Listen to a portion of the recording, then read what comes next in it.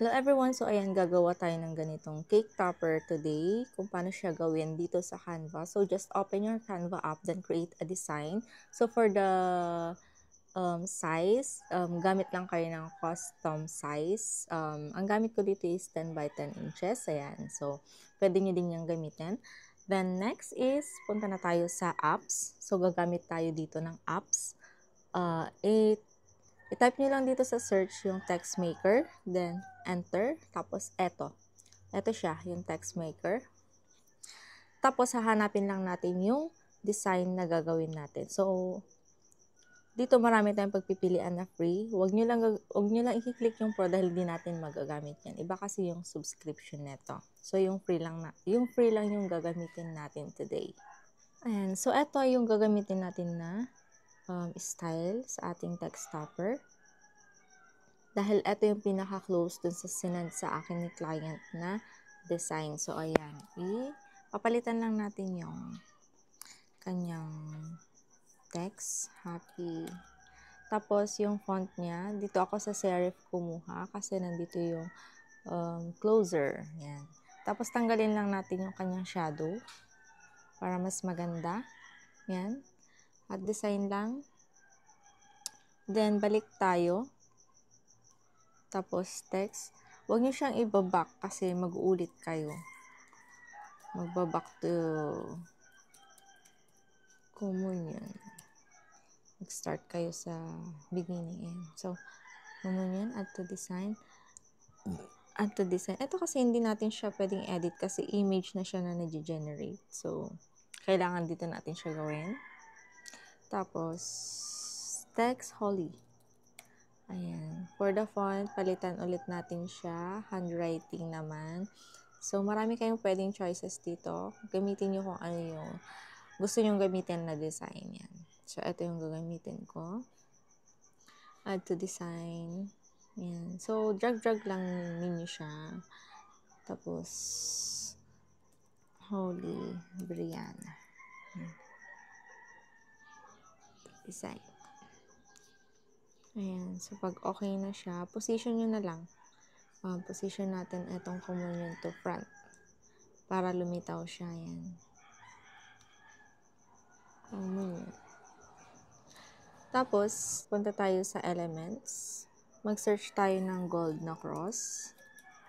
Gold cross. Ayan. Tapos, graphics. Under graphics, hanap tayo ng cross na malapit. Ayan.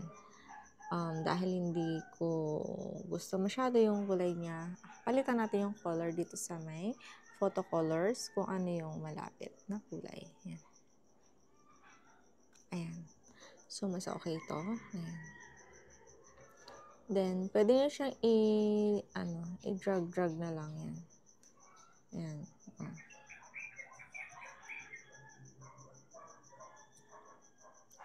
Position nyo lang siya. So, kapag okay na siya, save nyo na. Click nyo na yung share. Tapos, save as. So, pag ipiprint nyo siya as cake topper, I suggest na PNG format or yung PDF print. So, pag PDF print, meron tayong color profile dito. Pwede siyang RGB or CMYK. So, pag free account kayo, sa RGB lang. Pero kapag naka-pro account kayo, better na gamitin nyo yung CMYK para mas maganda yung pagkaka-print nito. Pero kung gusto nyo naman na image siya, PNG yung gamitin nyo. Tapos, i-size nyo lang siya ng 1.5. Tapos, kung gusto nyo siyang lagyan ng kanyang outline, gawin nyo lang tong transparent background. Tapos, save nyo. So, dahil tatlo na yung page ko dito, dahil sa nag-try ako ng una, yan, lang natin siya. I-click lang natin to para matanggal yung mga check. Tapos, kung anong page yung gusto mong i-save, yun lang yung i-save mo. So, i-click ko lang yung current page kasi nandito ako sa current page 1. Tapos, done. So, save na natin siya. So, ayan, meron na tayong cake topper na gawa sa Canva. Now, paano naman natin siya lalagyan ng outline using Canva? So, here, papakita ko sa inyo. Magsasample tayo. Yan. So, dahil na-save na natin yung kanina, yung image, ayan, mag-upload files tayo. Tapos, upload natin yung kanina. Ayan.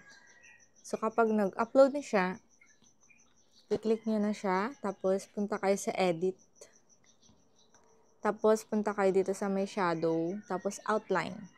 Ayan. So, makikita nyo pag black yung outline niya, ganyan siya.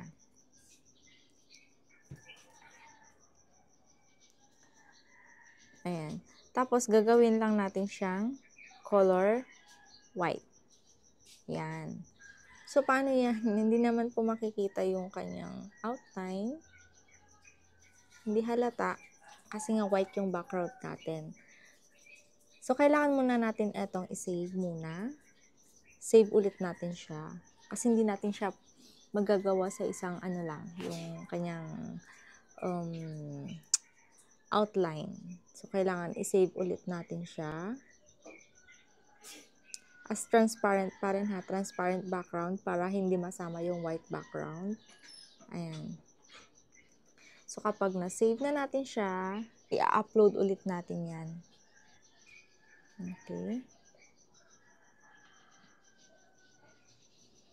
Ayan. So, pag na-upload na natin siya, eto na siya. Now, edit ulit natin. Punta ulit tayo dito sa may shadow. Tapos, outline. Ayan. Yung amount ng ating outline,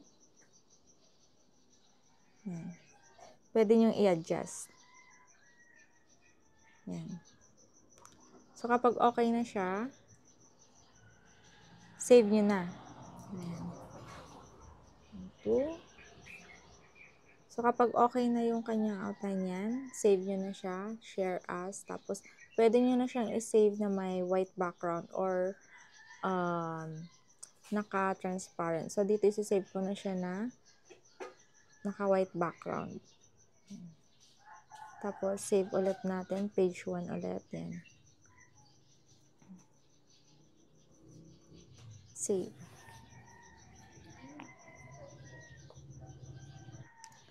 So, ayan. Ito na yung cake topper na ginawa natin sa Canva na meron na siyang outline.